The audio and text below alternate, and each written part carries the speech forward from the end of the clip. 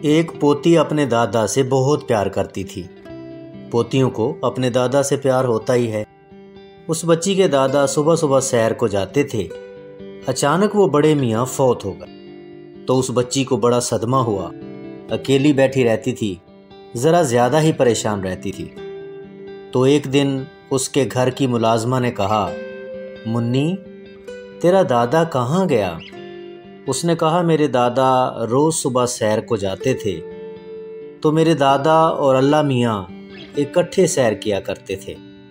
बहुत लंबा चक्कर लगाया तो मेरे दादा थक गए। तो अल्लाह मियाँ ने कहा, अब तुम वापस किधर जाओगे?